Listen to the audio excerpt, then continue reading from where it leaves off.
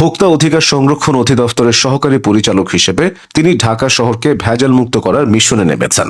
সকাল বিকাল বা দুপুর আব্দুল জব্বার তার দলবল সহ হানা দেন অসাধু ব্যবসায়ীদের আস্তানায়। তিনি বছর জুড়ে দাপিয়ে বেড়ালেও রমজান মাসে তার ব্যস্ততা ছিল সবচেয়ে বেশি। অনেকে মনে করছেন এবারের রমজান মাসে আব্দুল জব্বারের চষে বেড়ানোতে বাজার ব্যবস্থা নিয়ন্ত্রণে ছিল।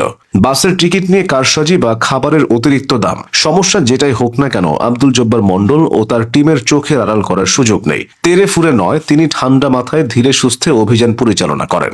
জরিমানার সময় ব্যবসায়ীদের ব্যাখ্যা করে বুঝিয়ে দেন কেন জরিমানা করা হচ্ছে। ফেসবুকে ছড়িয়ে পড়া তথ্য অনুযায়ী ভোক্তা অধিকারের সদা হাস্যোজ্জ্বল এই কর্মকর্তা পড়াশোনা করেছেন কুষ্টিয়ার ইসলামী বিশ্ববিদ্যালয়ে। তিনি ইবির ইংরেজি বিভাগের শিক্ষার্থী ছিলেন। কর্মজীবনে আব্দুল জব্বার মণ্ডল কখনো আপোষ করে চলেন না। 5 আগস্টের পর থেকে দেশের গুরুত্বপূর্ণ সব পদে পরিবর্তন এসেছে, তবে নিজের সততা ও নৈতিকতার জন্য আব্দুল জব্বার মণ্ডলের চাকরিতে কোনো সমস্যা হয়নি। তিনি অত্যন্ত সাদাসিধে জীবনযাপন করেন।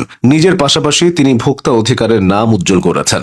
একটা সময় ভোক্তা অধিকারের নাম শুনলেই সাধারণ মানুষের চোখে মুখে অনাস্থার চিত্র ফুটে উঠত। তবে বর্তমানে আব্দুল জব্বারের মতো নিষ্ঠাবান কিছু কর্মকর্তার কারণে সেই চিত্র বদলে গেছে। ভোক্তা অধিকার সংরক্ষণ আইন 2009 এর মাধ্যমে জাতীয় ভোক্তা অধিকার সংরক্ষণ অধিদপ্তর প্রতিষ্ঠা করা হয়। যে কোনো ভোক্তা যে কোনো ব্যবসায়িক প্রতিষ্ঠানের বিরুদ্ধে জাতীয় ভোক্তা অধিকার সংরক্ষণ অধিদপ্তরের নিকট অভিযোগ দায়ের করতে পারেন। অধিদপ্তর তদন্ত করে যদি অভিযোগ প্রমাণ করতে পারে, সেক্ষেত্রে সেই প্রতিষ্ঠানের বিরুদ্ধে জরিমানা করা হয়। এই জরিমানার 25% ভোক্তাকে দেওয়া হয়। 2009 থেকে বর্তমান পর্যন্ত ভোক্তা অধিকার 1.5 লাখেরও বেশি অভিযান চালিয়েছে। এসব অভিযানে প্রায় 1.5 লাখ প্রতিষ্ঠানকে জরিমানা করা হয়েছে। এই প্রতিষ্ঠানগুলো থেকে 100 কোটি টাকার বেশি জরিমানা আদায় করা হয়েছে। এছাড়া ভোক্তা অধিকারে গত 15 বছরে প্রায় 10,000 ভোক্তা অভিযোগ জানিয়ে টাকা পেয়েছেন। যারা ভোক্তা অধিকারে অভিযোগ করেছিল তাদেরকে 2009 থেকে বর্তমান পর্যন্ত প্রায় 1.5 কোটি টাকা দেওয়া হয়েছে। আর ভোক্তা অধিকার সরকারি কোষাগারে জমা করেছে 100 কোটি টাকার বেশি। ঈদ, পূজা ও রমজানের মতো সময়ে আব্দুল জব্বার মণ্ডল ও তার টিমের ব্যস্ততা বেড়ে যায়। এমন চিত্র প্রায় দেখা যায় যে শীতাতপ নিয়ন্ত্রিত দামি ব্র্যান্ডের মিষ্টির দোকানের মিষ্টিতে ভাসছে তেলাপোকা, অথবা মাছকে তরতাজা দেখাতে মেশানো হচ্ছে রং। কেক, পেস্ট্রির মতো খাবার তৈরির জন্য ব্যবহার করা হচ্ছে কাপড়ের রং। এছাড়া বাসের টিকিট নিয়ে অনিয়মের তো কোনো শেষ নেই। ভোক্তা অধিকার সংরক্ষণ অধিদপ্তর এসবের বিরুদ্ধে নিরলসভাবে কাজ করে যাচ্ছে। অনেক জায়গায় খাবারের দাম অতিরিক্ত রাখা হয়। 20 টাকার চা বিক্রি করা হয় 230 টাকায়। ভোক্তা অধিকারের কর্মকর্তারা এসব জায়গাতেও নিয়মিত হানা দেন। বাংলাদেশের প্রতিটি বিভাগের প্রায় প্রতিটি জেলায় ভোক্তা অধিকারের সেবা পাওয়া যাচ্ছে।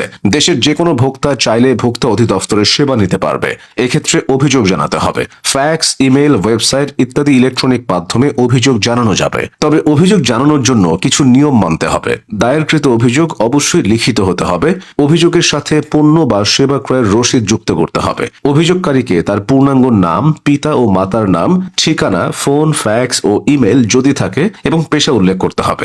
একটা সময় বাংলাদেশের মানুষ ভেজাল মুক্ত পণ্য কিংবা প্রতারণাহীন সেবা পাওয়ার অধিকারের বিষয়টি জানত না। ভোক্তা অধিকার সংরক্ষণ অধিদপ্তর এই বিষয়টি নিয়ে কাজ করছে। তাই ভেজালের বাজারে সাধারণ মানুষের ভরসা বলতে আছে এই ভোক্তা অধিকার সংরক্ষণ অধিদপ্তর।